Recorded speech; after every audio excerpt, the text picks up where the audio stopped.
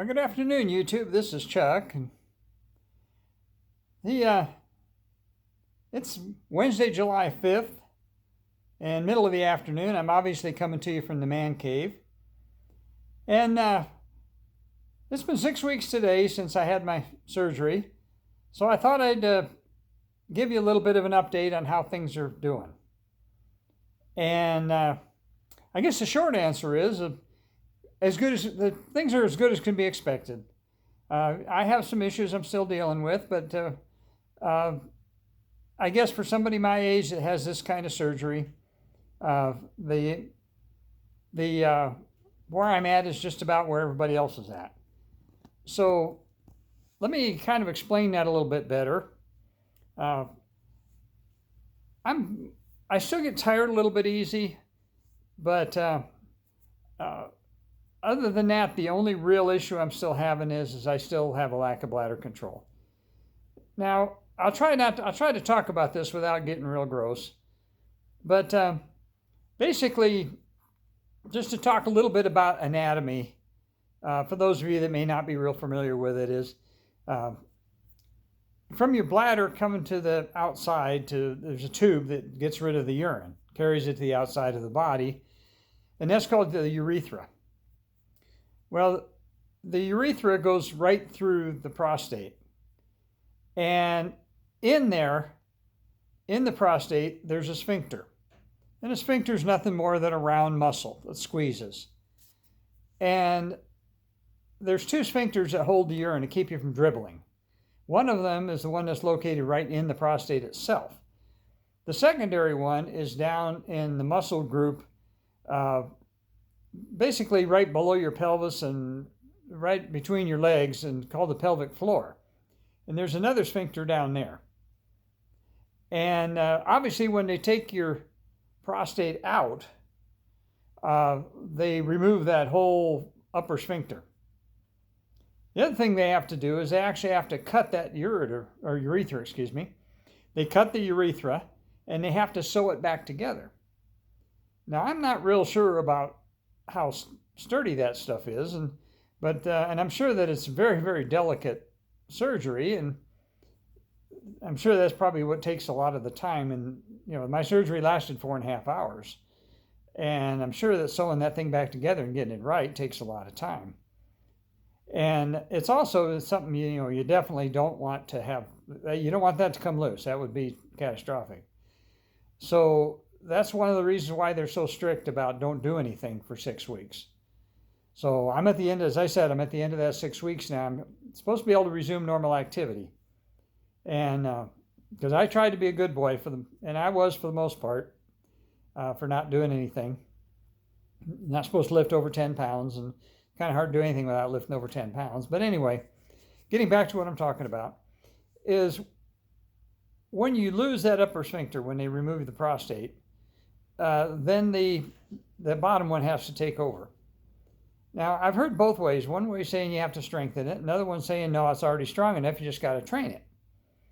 And when you train it, you got to do two different things. And number one is you got to be able to get the thing to squeeze up and control that leakage.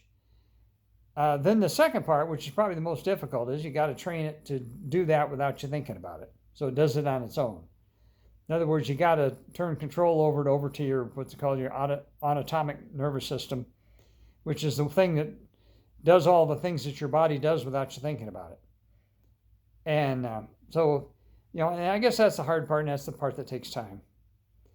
So, how bad is it? Well, it's better than it was.